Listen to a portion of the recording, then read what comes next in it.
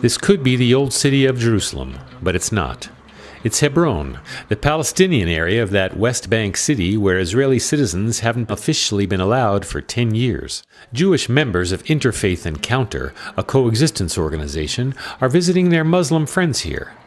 Director Yehuda Stolov insists his organization is not political and doesn't endorse specific solutions, and for good reason. 3 states, 7 states, doesn't matter. What matters is that whatever the number of states that will be between the Jordan River and the Mediterranean Sea, none of the models can work if there are no good relations between the people. This group is one of about 20, which this year has brought together more than 2,000 people to informal monthly meetings to get to know each other and to discuss similarities and differences between Muslim and Jewish beliefs. You can say that the root cause of the Israeli-Palestinian conflict is ignorance.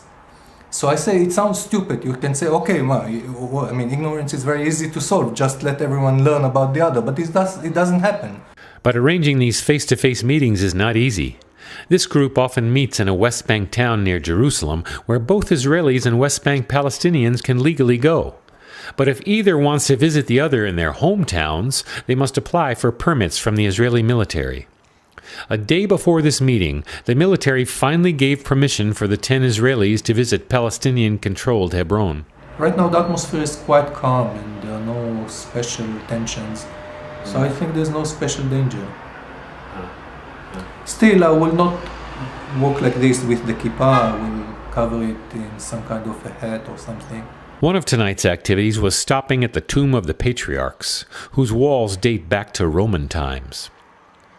By tradition, the building is on top of the grave of Abraham, or Ibrahim in Arabic, regarded in Judaism as the first Jew, and in Islam as the father of all prophets. So the Tomb of the Patriarch is a place of immense significance both for Muslims and Jews. But peace has not arrived quite yet.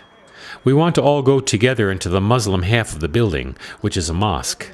But even with our permits, the Israeli soldiers guarding the entrance don't let us in. So even though it's okay for us to enter the Palestinian side of the city, we still cannot go into the Muslim side of the Cave of the Patriarchs. The evening finishes with snacks, conversation, and backgammon on the balcony of a Hebron cafe.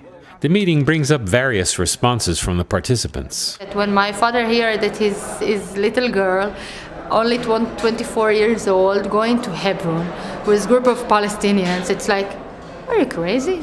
With a difficult life and limited opportunities, this man brings up more serious concerns. I have dreams to establish my own company here as a biomedical engineer to invest the Israeli capital in West Bank. Times like this give this man hope. When I sit with the Israeli people and work together and playing together and dancing and making a party together, I think the life is very, very changed. And for this woman, tonight is about simpler things than politics. For me, this is my home, and these are my neighbors. And if we don't come and meet and sit and talk, who will? Finally, the meeting ends. Goodbyes are made. We're escorted to the edge of town and make our way back to Jerusalem.